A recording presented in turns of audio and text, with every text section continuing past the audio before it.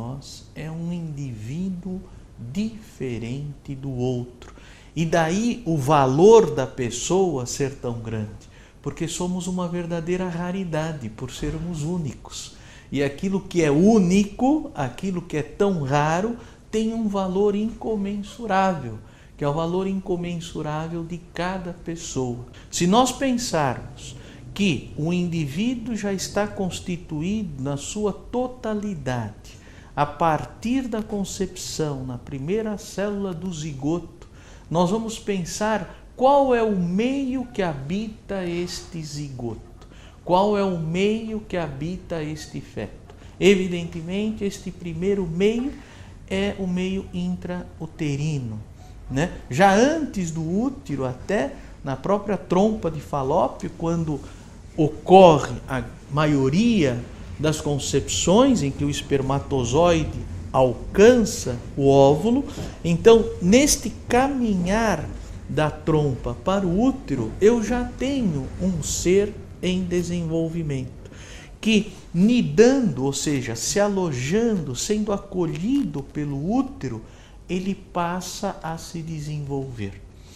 E aí você pergunta para mim, será que eu já tenho características de personalidade neste início de vida? É muito antiga a ideia de que dentro do ambiente uterino o ser humano já se manifestava, né? Se nós vamos ver ao longo da história, mesmo antes de Cristo, os egípcios, os gregos, eles já tinham essa concepção que o feto se movimentando e a mãe percebendo, isso era um indício de que eu já tinha alguém vivendo de uma maneira intrauterina. E esse alguém já tinha, de certo modo, alguma manifestação sobre quem ele era.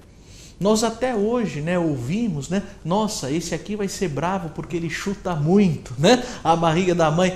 Eu acho que essa aqui vai ser muito boazinha porque ela é muito tranquila, ela não perturba tanto a mãe. Ou seja, a gente vai percebendo que esta interação da mãe com o feto é uma percepção antiga ao longo da história no que diz respeito àquilo que vai caracterizar a embriologia mais futuramente. Quando nós corremos no tempo, nós vamos chegar nos últimos 30 anos com o advento da ultrassonografia.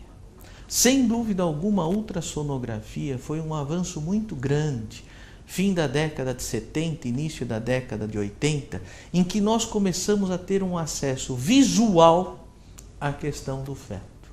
E pelo ultrassom, e mais recentemente pelo ultrassom 3D, em que a gente tem uma visão dimensional daquele ser que lá se encontra, nós pudemos acompanhar muito melhor as manifestações deste indivíduo que já está vivendo lá dentro e mais, está interagindo lá dentro.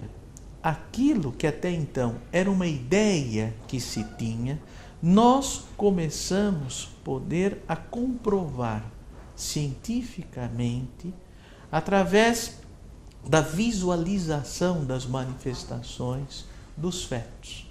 Então, nas últimas décadas, os cientistas começaram a perceber a manifestação do feto em diferentes circunstâncias. Então isso é percebido pelo movimento dos olhos, inclusive, do feto, ou mesmo já numa fase mais adiantada do desenvolvimento fetal, pela própria mímica facial.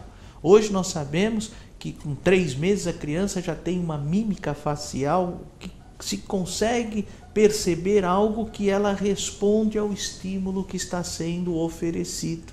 O que nós vamos percebendo é que hoje, através de aparelhos mais sensíveis, nós vamos vendo que as manifestações de reação do feto são muito precoces. E cada vez que nós aumentamos a sensibilidade dos aparelhos, nós vamos vendo que a precocidade é maior. Será que um dia nós teremos condições, mediante o desenvolvimento tecnológico mais apurado, poder perceber que mesmo antes de uma composição mais complexa do sistema nervoso, nós já não temos esta sensibilidade? Pergunto até, será que esta sensibilidade já não está a partir do primeiro instante da vida? Se nós temos células como as amebas, que são seres unicelulares, que conseguem reagir a determinados estímulos, por que o zigoto, que é uma célula muito mais complexa que uma ameba, não teria esta capacidade também de reagir aos estímulos? Ou seja, será que o ser humano, a partir da sua concepção, a partir do seu início, ele de fato já não interage com o meio, sendo que este meio mais próximo é a própria mãe?